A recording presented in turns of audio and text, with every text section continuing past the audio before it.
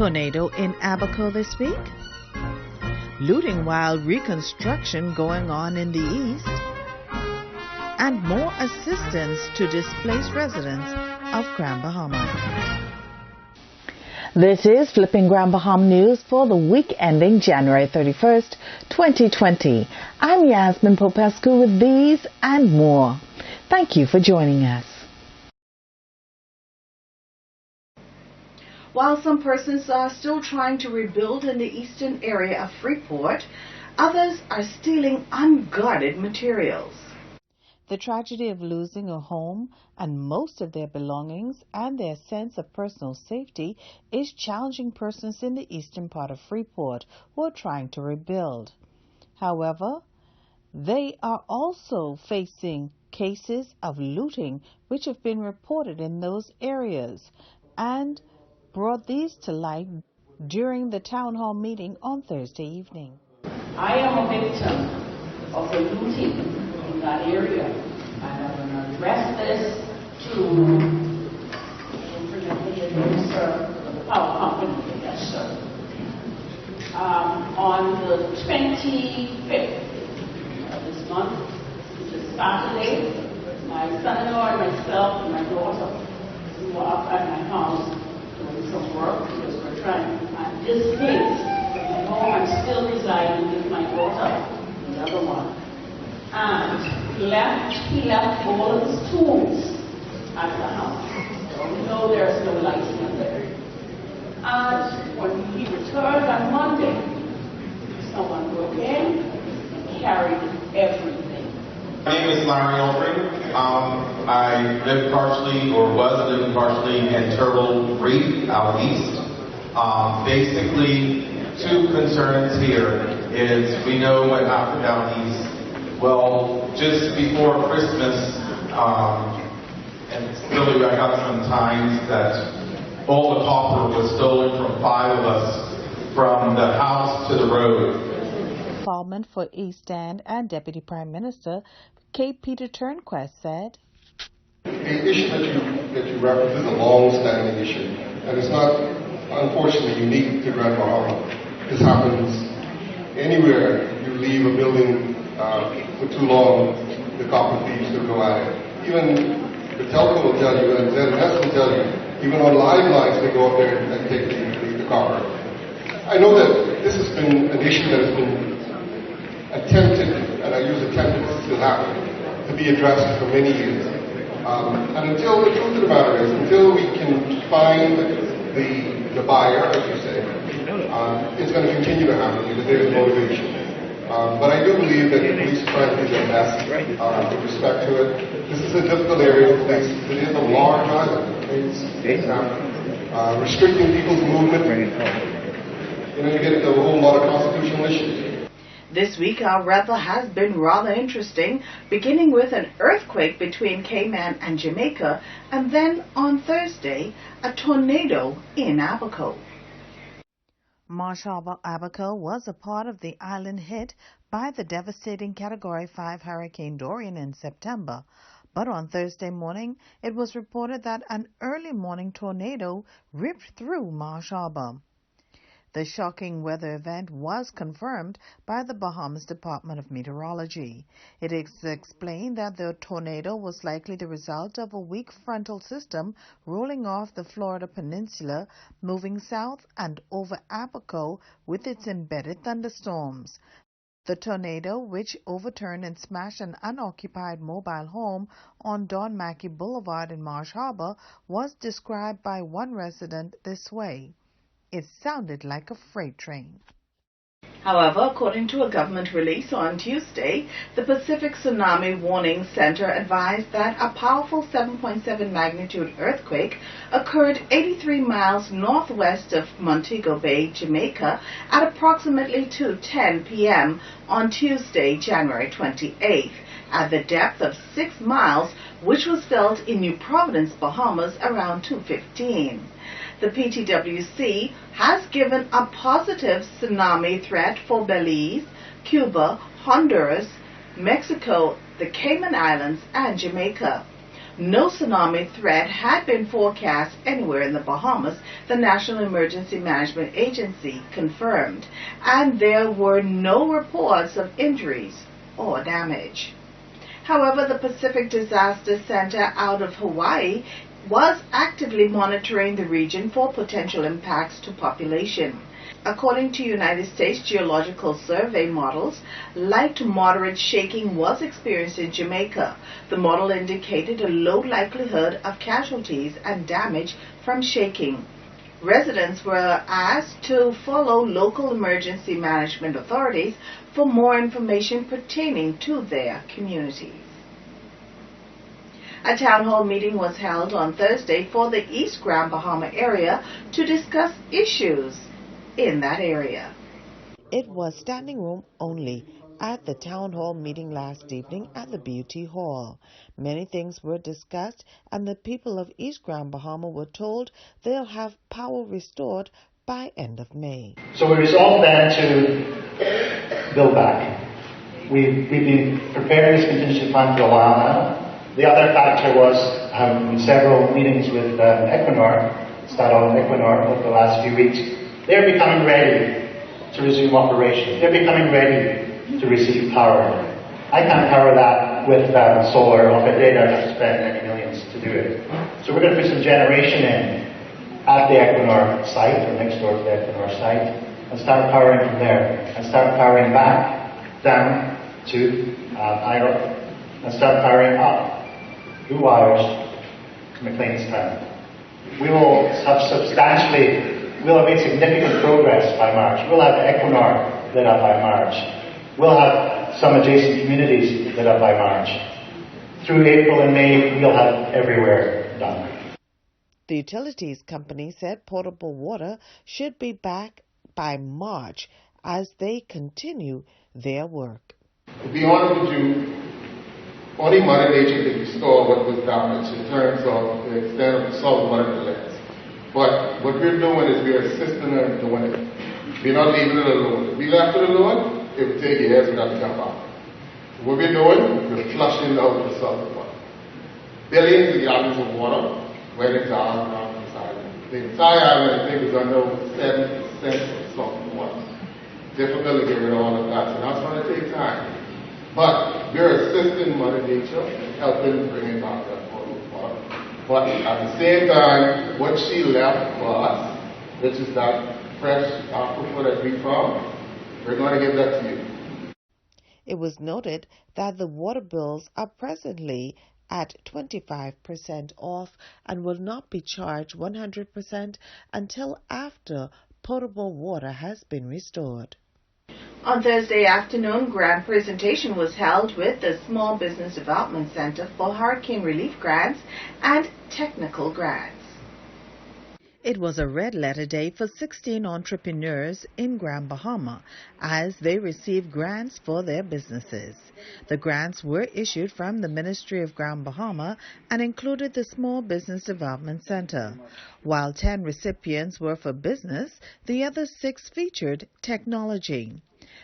Bringing a powerful word during the presentation was Mrs. Yvette O'Connor, head of the local SBDC office.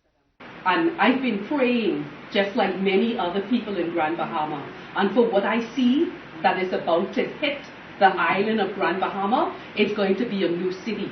Yes. This will be a new city. I have seen a melting pot that is about to take place, that people will come from everywhere to help build the island of Grand Bahama. Don't trust me, but believe that God is real and we are about to see something that we have never seen before. Don't worry about magic. Magic is not real. That's why they call it magic. But blessings are always, blessings are eternal. And once we walk in blessings, it will never fail. Congratulating the recipients was the Minister for Grand Bahama in the office of the Prime Minister, Senator the Honorable Kwesi Thompson. While we can do what we need to do with the larger businesses, we have the industrial businesses in Freeport, we need to help them. We have the big developments, we need to push them along, but there is one set of businesses that we cannot forget, that is the small, medium-sized businesses. They are the ones who are the lifeblood, the engine behind the economy. So Small Business Development Center has been focused on doing that. We have been almost every month since the storm, we have been processing applications and been awarding these grants. Customs Department had some drawback after the hurricane, but year ending 2019 was still not very bad. Customs reported record collections in Grand Bahama in 2019, and according to Gregory Jones, Customs Superintendent Officer in charge of Freeport Bureau, in the last 2 years there was an increase of 24% overall for collections. I just want to let you know that during the 2018-2019 fiscal year, the Bahamas Customs and Excise Department, Northern District, which includes Freeport, West End, Walker's, and Grand Key, we are happy to report that we have collected $91,885,678.48 in revenue.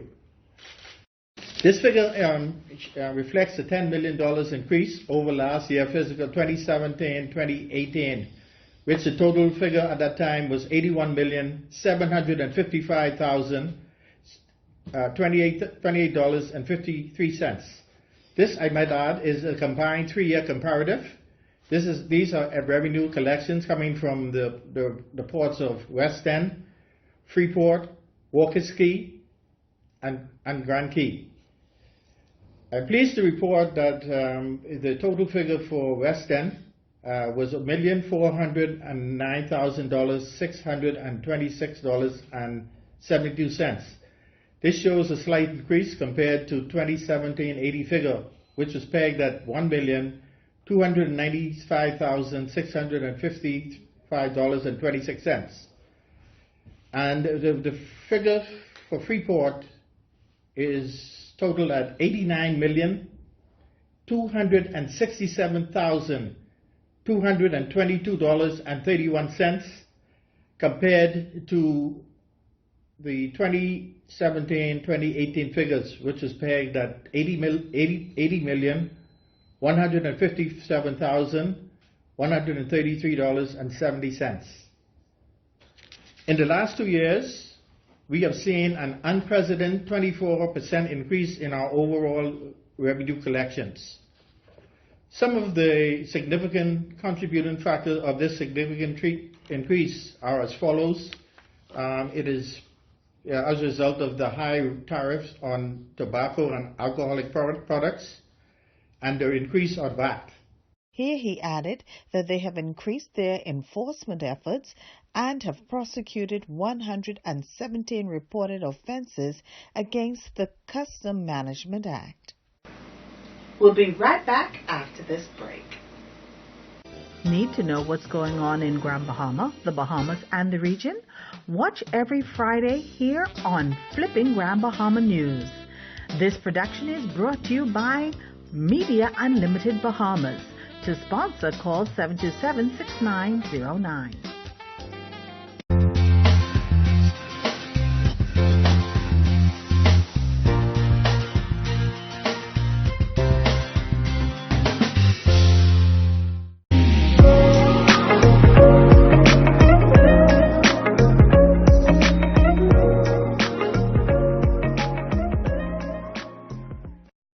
At Media Unlimited, we want to make you a star.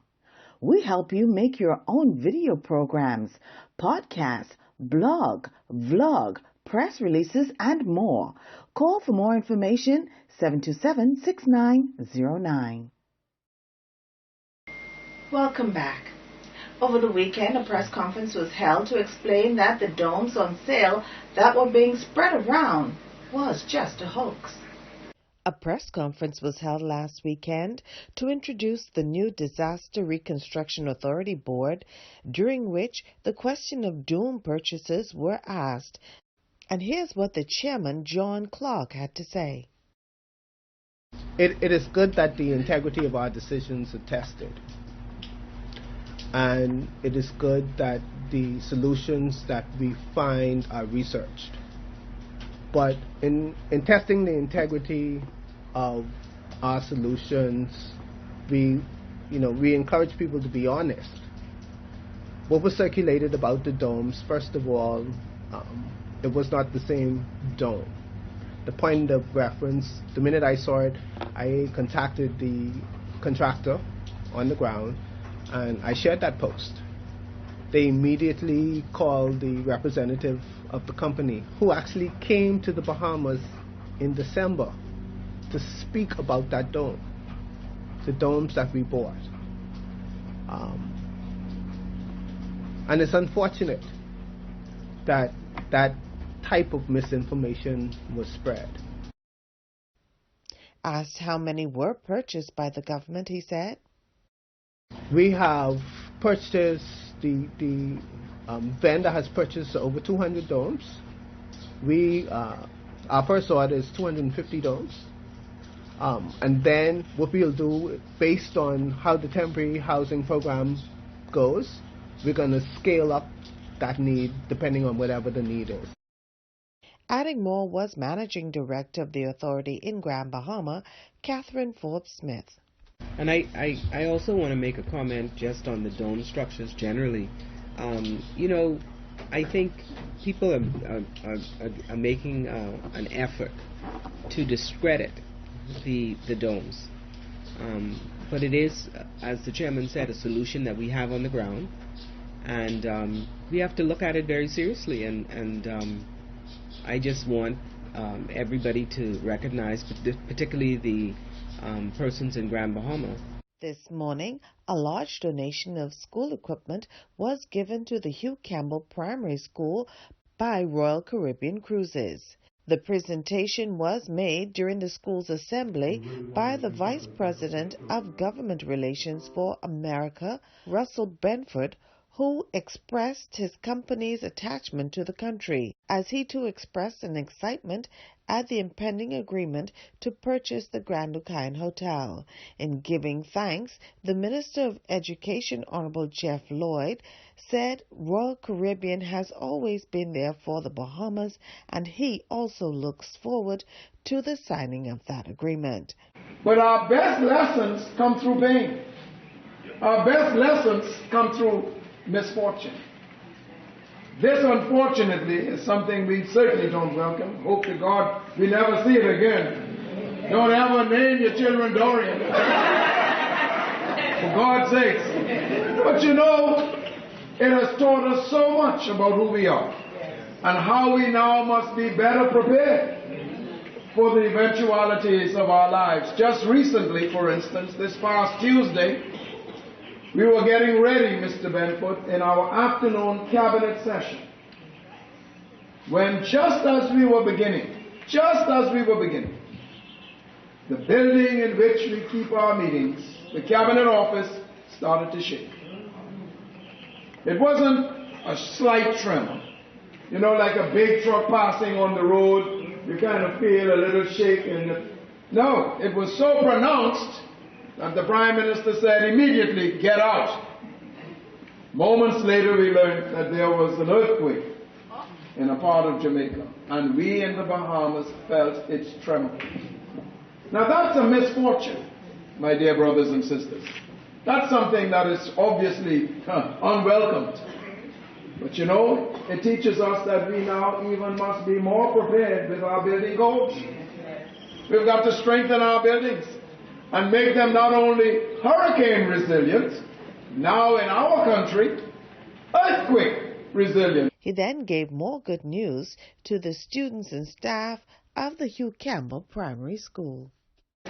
Mrs. Moxie, the repairs are beginning immediately in your school. Nearly $1 million of repairs will commence here on this campus just about now. And it has already been approved, ladies and gentlemen. The Minister of Finance, Honorable K. Peter Turnquest, while in the House of Assembly this week, put forward a statement for the supplementary budget. in which he said, as assessment reports have disclosed, damages and losses in the neighborhood of $3.4 billion, the utter destruction this storm has left has altered the current and prospective medium-term economic and fiscal outlook for our country, requiring an unprecedented response from the government. Governments have a key role to play in disaster recovery and rebuilding, and while we have begun this work in earnest, it's important that we carefully assess and articulate how such developments will impact our fiscal situation. This is especially the case given our commitment to achieving fiscal and debt sustainability as mandated by our Fiscal Responsibility Act. Therefore, the government is presenting the extraordinary and unprecedented fiscal impact of Hurricane Dorian as a supplementary budget, so that the Bahamian people are made fully aware of exactly how the government intends to address the challenges which have emerged. He additionally said, as mentioned, during the tabling of the 2019 Fiscal Strategy Report in November, we anticipate that total revenue for year ending 2019-2020 will now be reduced by $232.6 million due to revenue losses and revenue foregone from VAT, business license fees, customs, and a number of other taxes in the hurricane-affected areas. It's important to remind the House that given the magnitude of the impact of Dorian on the islands of Abaco and Grand Bahama, the government unveiled an unprecedented package of tax incentives and concessions as a key part of the establishment of the Special Economic Recovery Zone. I know that the members opposite agree, like all Bahamians, that this was and is the right thing to do. However, the impact of these much-needed tax concessions for those islands means that over $200 million in tax revenues is being deliberately and consciously foregone. This is being done so that the government is doing as much as it reasonably can to aid the speedy recovery and restoration of those impacted communities. Thus, at year end, we project a revised aggregate revenue of some $2,395.6 million in year 2019-2020, as opposed to the $2,628.2 million estimated at the time of the annual budget exercise. We'll be right back after this break. At Media Unlimited, we want to make you a star. We help you make your own video programs, podcasts, blog, vlog, press releases, and more. Call for more information, 727-6909.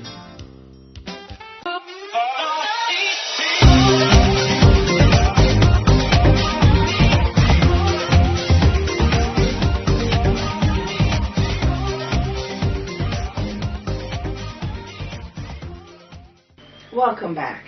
This week saw the signing ceremony of the Open Skies Agreement between the Bahamas and the United States. During this, Honorable Darren A. Hanfield, Minister of Foreign Affairs, said air transportation or air services agreements allow international commercial air transport services between countries that have signed such agreements, and they tend to cover a wide range of aviation issues, such as security, safety, oversight, airworthiness, navigation, environmental protection, and passenger services at airports. Although the number of carriers operating in the Bahamas is small, air service agreements hold great promises as they allow our airlines to have access to the world and to allow foreign carriers to increase their access to the Bahamas. It also allows nationals of the respective countries to widen their horizon and get to know people in other parts of the world, and to enjoy their culture, music, and food. The International Civil Aviation Air Services event proved to be a game changer in allowing countries to negotiate agreements expeditiously. The Bahamas has participated in ICANN meetings since 2015, and we also served as host to the ICANN negotiations event in December 2016. The ACEs, some 22 of which we have signed with other countries, have not only opened a pathway for expanded commerce and economic activity between the Bahamas and respective countries, but they have also served to strengthen foreign relations with other countries.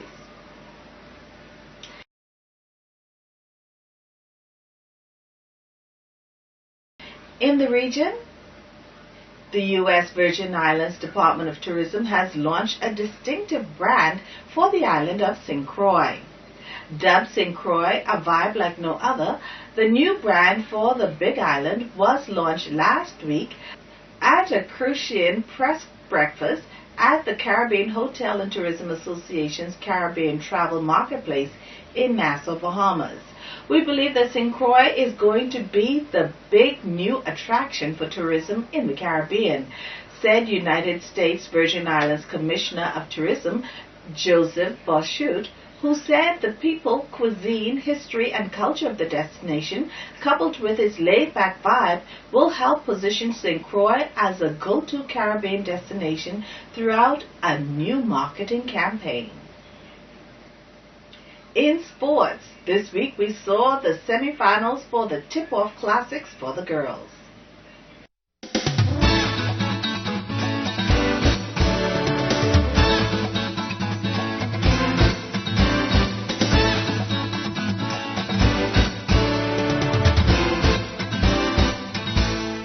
Basketball is taking a break on Thursday and Friday, but on Wednesday in the Senior Girls Tip-Off Classics, BMES Warriors beat the Tabernacle Falcons 20-18 in a very close game.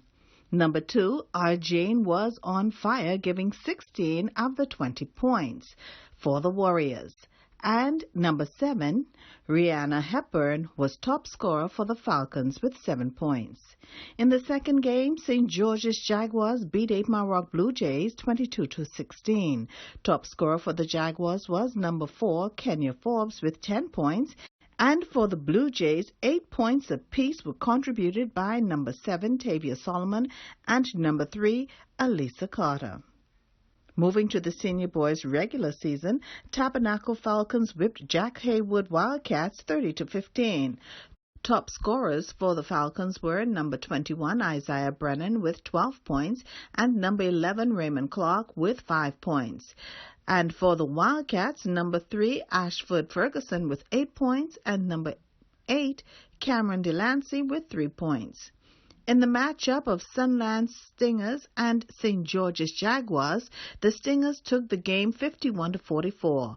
Top scorers for the Stingers were number 16, Oswald Meadows, with 16 points, and number 0, Juvence Lucius, with 11 points. For the Jaguars, number 24, Tamiko Beckles with 15 points, and number 14, Billy Michael, with 6 points. Games are suspended due to there being no public schools on Thursday and Friday, and there being a referees clinic. Games resume on Monday.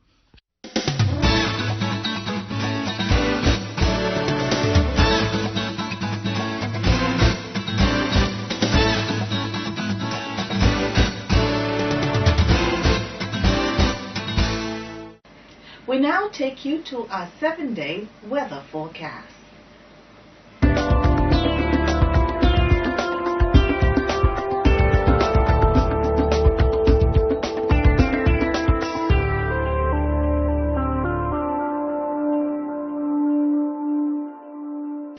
That's all for this week. For Flipping Grand Bahama News, I am Yasmin Popescu. We look forward to seeing you next week.